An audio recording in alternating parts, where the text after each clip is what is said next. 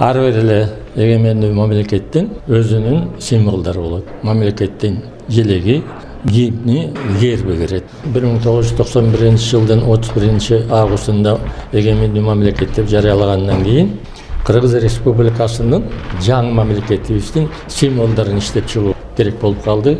Ошол комиссияны мен өзүм башкарып, жумуш тобун түзүп, Кыргыз Республикасынын символдорун иштеп чыга баштадык. 1994-жылдын 14-январында кийин Кыргыз тарыхына легендарлуу парламент деп кирген жогорку кеңеш өзүнүн заседаниясында гербти бир добуштан бекиткенден кийин ошол гербти бекитүү токтомун филармониянын чоң залында 1000ден ашык кишилерди чакырып өзүнчө чоң майрам кылып өткөрдүк дагы.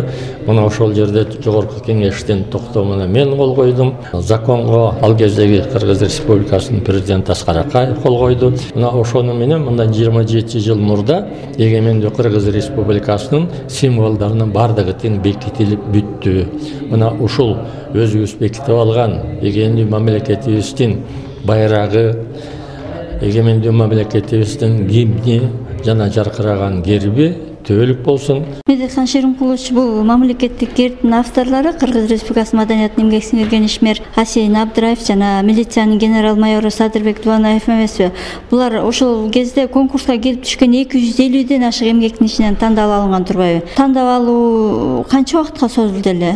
Гербке дагы, гимнге дагы, желекке дагы өтө көп варианттар түшкөн. Маселен, желекке 150ден ашык вариант түшкөн. Мына гербке дагы ондогон варианттар түшкөн болчу.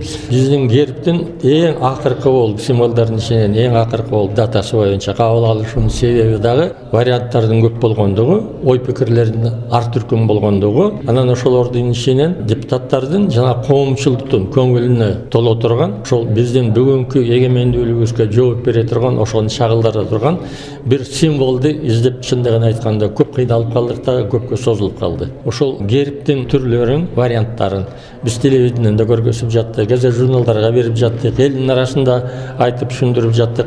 Ошондуктан гербти биз эң акыркы болуп кабыл алганыбыздын себеби ошондон болуп калды. Мен ойлойм, бүгүнкү биздин гербибиз Кыргыз Республикасынын элине дагы, мамлекетибизге дагы, ошонун мындан аркы келечегине дагы жооп бере турган жакшы көрүнүштөгү герб деп эсептейм. Бул гербтин автору ошол мезгилдеги Нарын областынын ички иштер бөлүмүнүн жетекчиси полковник, кийин генерал болгон Дубанаев. Эки автордун эмгегинин негизинде мына ушул герб кабыл алынды. Биздин гербибиз керемет герб. Чындыгын айтканда, мурдакы Кыргыз Советтик Социалисттик Республикасы болуп турган мезгилдеги Кыргыз Республикасынын герби дагы өтө керемет жасалган, ошончалык мыкты башка союздук республикалардын ичинен өзгөчөлөнүп турган жакшы герб эле. Биз бүгүнкү гербибизди алганыбызда мына 27 жылдын жүзү болуп отурат. Биз гербибиз менен сыймыктанышыбыз керек, мактанышыбыз керек. Биздин элибиз ушул өзүбүздүн символдорубуз менен сыймыктанып, ушул сыймыктанган символдорубуздун алдында мындан ары дагы республикабыздын өсүшүнө, өнүгүшүнө салымыбызды кошолу. Майрамыңыздар кут болсун.